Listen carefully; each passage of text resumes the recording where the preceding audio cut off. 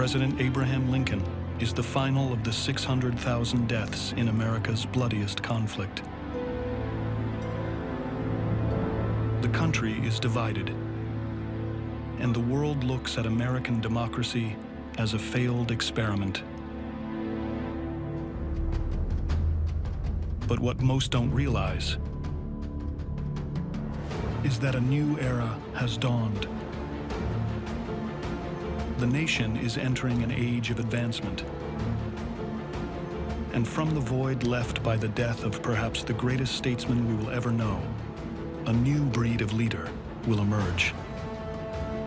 The Rockefellers, the Fords, the Carnegies were the first generation of what we know is now the entrepreneurial rock stars, or what are today are the Buffetts and the Jobs and the Gates. They were the ones that set the standard for the American dream. They owned a new frontier, literally and figuratively, of who we are as a culture.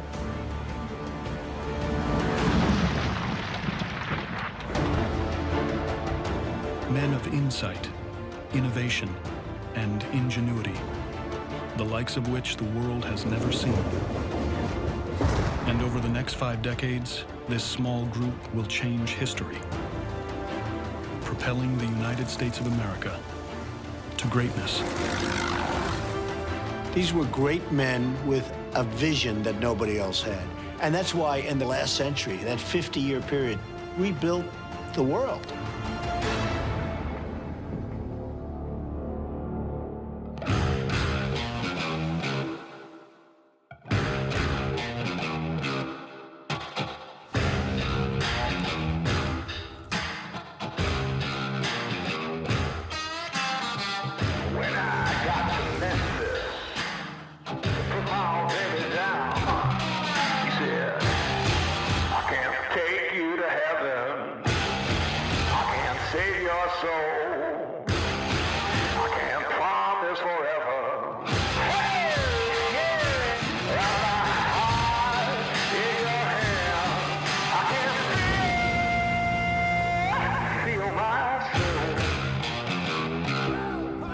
At 16, Cornelius Vanderbilt buys a small ferry boat with a $100 loan. He quickly earns a reputation as a cutthroat businessman, willing to use any means necessary to get ahead.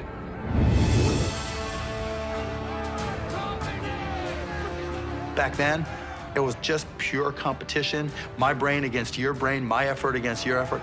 You just competed.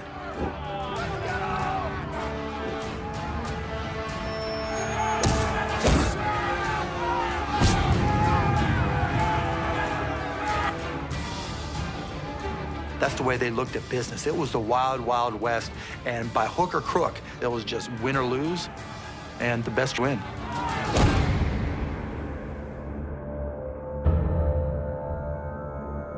He was a tough guy, getting into scraps with other men, beating the hell out of them and knocking them unconscious. That competitive streak and that toughness very much defined his character.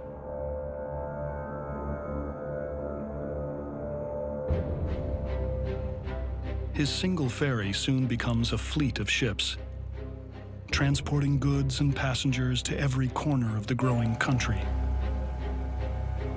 Vanderbilt will become so synonymous with shipping that his nickname becomes the Commodore.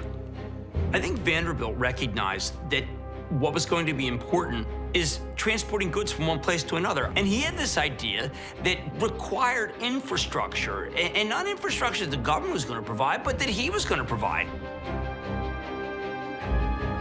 Over the next 40 years, Vanderbilt builds the largest shipping empire in the world. Then, at the peak of his power, just before the Civil War, he does the unthinkable.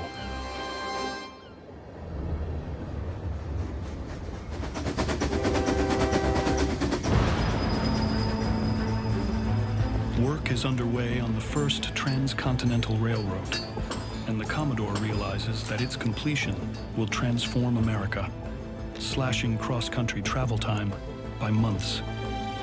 Railroads were absolutely liberating because the railroads allowed cheap and efficient transportation from one corner of America to another. Vanderbilt sees his future, he sells all of his ships and invests everything he has in railroads. You talk about seeing around corners as an element of success. That's what differentiates the good leader. Not many people have it. Not many people can predict that corner. That is a characteristic of great leaders.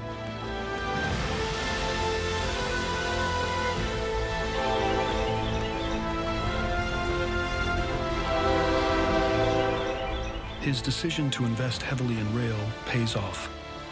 By the end of the war, Vanderbilt is the richest man in America, with a net worth of over $68 million, the equivalent of $75 billion today. But all that money can't buy his escape from the war's devastation. The Civil War has left America in ruins.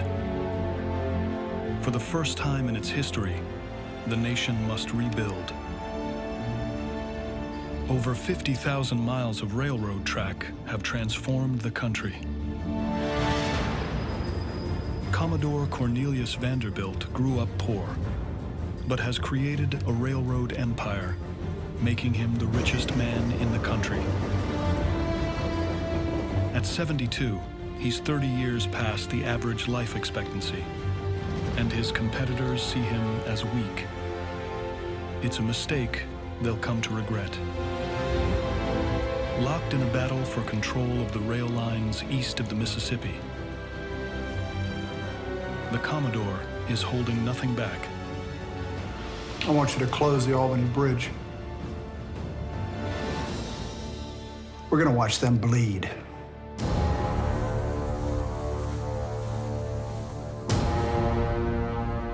Vanderbilt controls the only bridge into New York City, America's busiest port. Seizing an opportunity, he sets up a blockade.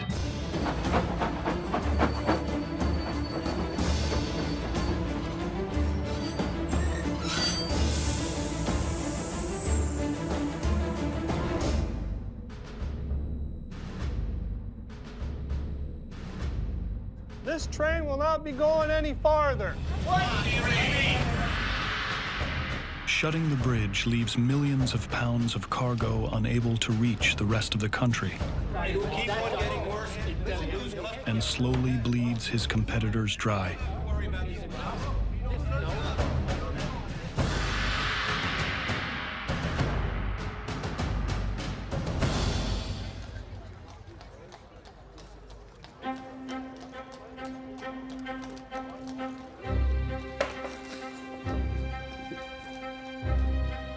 Before their stock is worthless, the presidents of the rival railroad try to sell all their shares.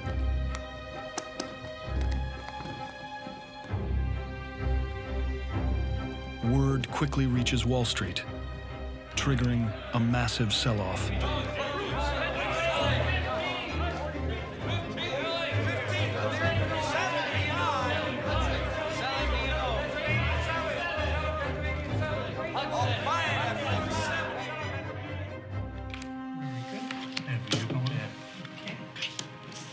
Some money in there. New York Central shares are dropping fast. How low? $20 a share. Buy everything you can.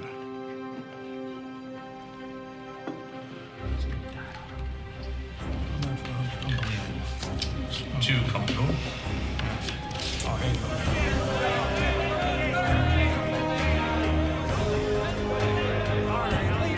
So much? Maybe just for one.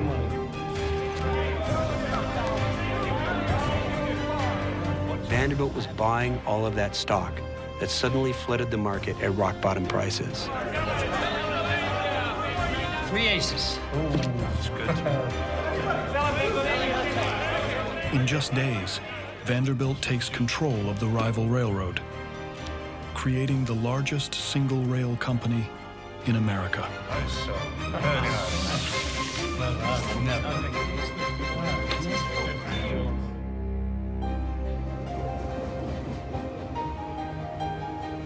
the New York Central Railroad became the centerpiece of his empire, and it came to him as the sudden result of a skillfully executed campaign to get revenge.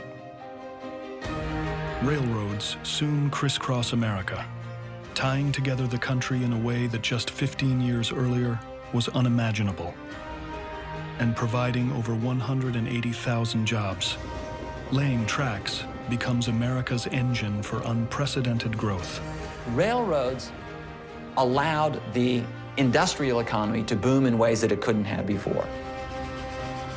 One advance after the other, which essentially was led by the railroads, largely because there was a need to close the gap between those east of the Mississippi and those on the West Coast.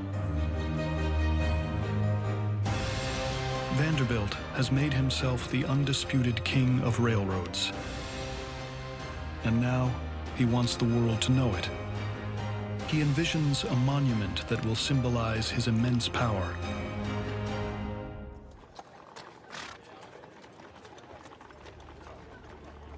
Work will begin on building a new station that will bring together the three railroads, the Harlem, the Hudson, and the Central. It shall be in the heart of New York and be called the Grand Central Depot.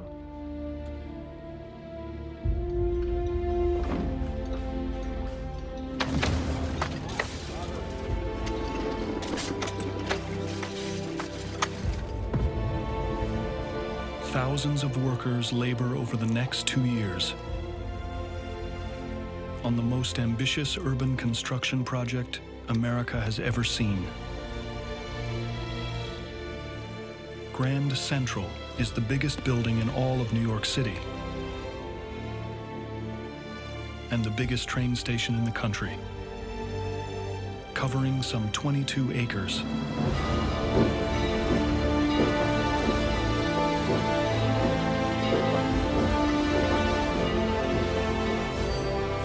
This enormous building towered over every other building in New York at the time.